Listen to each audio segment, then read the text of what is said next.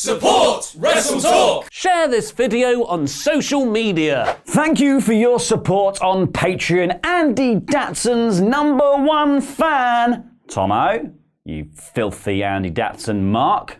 Hello and welcome to the Wrestletalk Trustworthy News. I am Alfredo Laurie Blake. In this Lucha Lowdown, I'm going to be slamming scoops about AEW signing a WWE legend, NXT reportedly in talks to get two big names to return, and a potential superstar shakeup incoming. But before we get into all of that, if you want to support Wrestletalk and support independent wrestling, give us a subscribe because Monday we'll see the launch of a brand new series on the channel, the Wrestletalk Showcase, where Ollie and Luke put the spotlight on the independent scene to showcase the next generation of wrestling stars and the amazing wrestlers and promotions who currently aren't getting all of the attention that they deserve. There are some amazing matches that we have to share with you, and all you gotta do is give us a subscribe and enable notifications to be among the first to see them. Now, things I would like to see, because to be honest, I've already seen the cut of the episode for Monday and it's really good, is Kenny Omega in a video game, which apparently is something Mr. Omega himself wants to see too. In fact, he kind of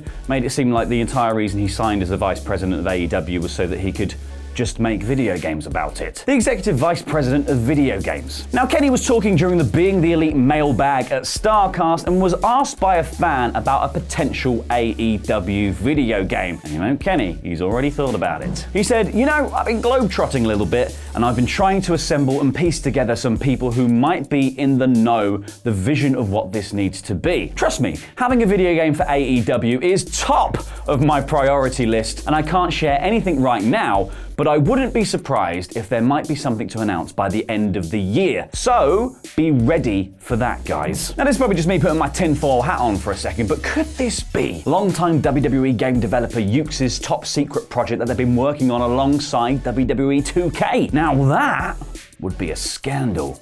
Vince would flipping hate that. Vince also probably hates this piece of news too, winding up an old man segue. AEW announced yesterday that it has signed a new multi-year deal with Cody's brother and one half of AEW's best match to date, Dustin Rhodes. Now, the company released a statement that said, Dustin, still wrestling at the highest level in 2019, will continue his epic in-ring career, and he'll also join the AEW coaching staff as a promo coach and match producer, utilizing his expertise and vast experience to mentor younger wrestlers. Now, it's a fairly obvious get for AEW, nepotism of the highest order, but one which could shatter the dreams of WWE hoping to have Goldust back. I'm hoping it kind of feels like a kick in the dick, to be honest, because you realize how wasted Dustin was during the last few years at WWE. WWE. Sound like Simon Miller when I do that. WWE. One person who will be returning to his old stomping ground, though, is Tony Schiavone, who signed a multi-year contract with AEW and is returning to TNT after WCW Nitro went off the air in 2001. Now, naturally, people assume that Tony would be joining Jim Ross on commentary to become the commentary megazord we always wanted to see. But Schiavone told WrestlingEpicenter.com that his role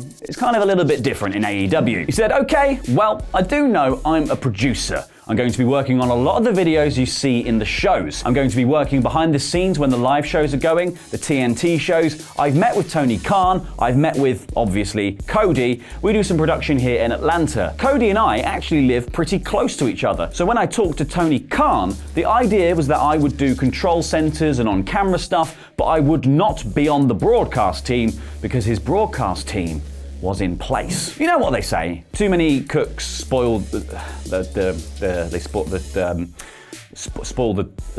talk. Something along those lines. But anyway, WWE's lineup of naturally gifted speakers. How you doing? Because it looks like WWE could be looking for some on-mic razzmatazz in preparation for NXT going live on USA. That is, if the Wrestling Observer newsletter is to be believed, and they're not SAWFT, wrong! Dyslexia. According to the newsletter, WWE have been in talks with Enzo Amore and Big Cass about a possible return to the Black and Yellow brand in order to save it from being the black and yellow bland. How you doing? Because both guys recently reunited on the indie scene as letter N is O, and CAZXL, which sounds like a pair of graphics cards, but was actually the names they were using. Speculation says that they would return on September the 18th for the first live show of NXT on USA, but the Observer reckons they may be saved for week 3 when the show goes head-to-head with AEW on October the 2nd. However, WWE told Pro Wrestling Sheet that those rumors are false and that they have not been in contact with either Enzo or Cass at all. Both of whom were released from the company after reports of backstage heat, disciplinary action, and after sexual assault allegations were leveled against Enzo Amore. So you can see why WWE may not want to make a song and dance about asking the two back. Funnily enough, Enzo did make a song and dance about the rape allegations. Consensual penis. Someone else not leaning into the rumors is Big Cass himself, who took to Twitter when the rumors hit the internet to say, "Idiots. Cry laughing emoji." Timing would seem to suggest that this is about the rumours, but he could just be tweeting about a bad experience in a McDonald's, for instance. Meanwhile, over on the other end of the rumour spectrum, Enzo posted a picture of his own face on a WWE truck, making it seem like the deal was Jordunzo. Whatever that word was supposed to be. But did the two make the Pro Wrestling Illustrated 500 list for 2019? Did the mag even know how to spell Unzo and Kazakhzls? Because to be honest, saying it's hard enough. Because one person who not only made the list but came out on top was Seth Rollins, the List Slayer. Ooh, List Slayer.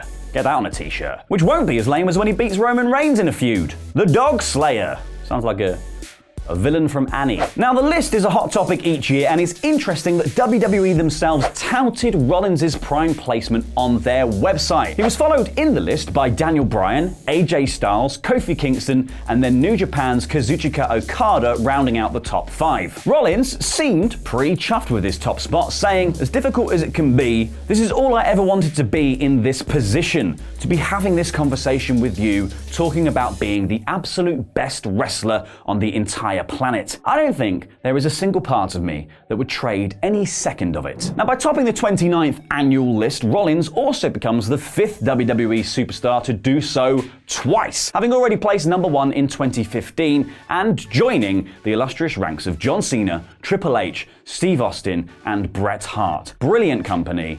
Only 4 people in the picture. The rest of this year's top 10 was Johnny Gargano at 6, Roman Reigns at 7, Kenny Omega at 8, Hiroshi Tanahashi at 9, and Will Ospreay at 10. But one man who thinks the whole list is a load of guff is Bruiserweight Pete Dunne, who tweeted, "Imagine sitting there and writing a list of 500 wrestlers based off a completely random criteria, and then imagine people actually caring. Don't get me started on star ratings either. Wrestling is mad sometimes. Just find what you like and watch it often." Someone was obviously very unhappy with their ranking. The bruised ego. I mean, he's obviously got a point there. Ratings are a bit guff. Just watch what makes you happy, boys and girls. Like, I don't know, the Wrestletalk showcase that starts on Monday. Like and subscribe. Or Raw and SmackDown if you enjoy a more roller coaster of emotions kind of thing, because they've gone back to being bad, segue. And that might just be because we're on the cusp of a new era, what with Heyman and Bischoff coming in and SmackDown moving to Fox. It means that everything is basically up in the air at the moment. Everything is just,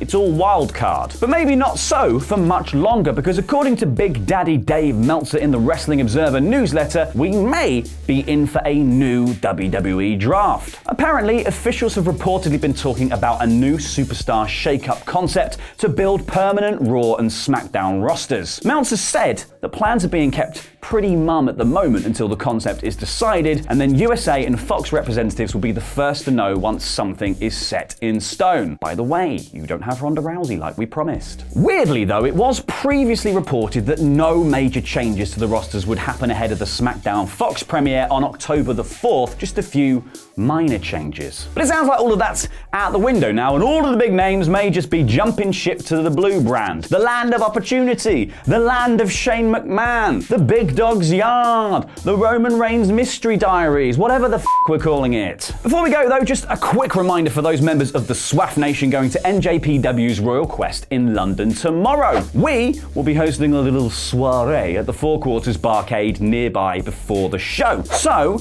if you want to come down and hang with me, Ollie, Luke, Chopper, and definitely not Randy Datson, we will be there from 3 p.m. We hope to see you there. And if you can't make it, you can keep up with all the fun from home by following WrestleTalk.official on Instagram for heavily filtered, consistent content. It's a new thing we're doing. We're trying to, be down with the kids. The next thing, TikTok probably, or Bumble.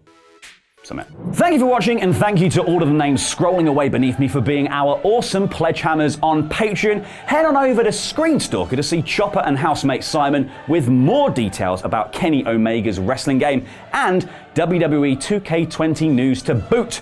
And there's also some more awesome WrestleTalk content hiding under there too. I've been El Fakador, and that was Lucha.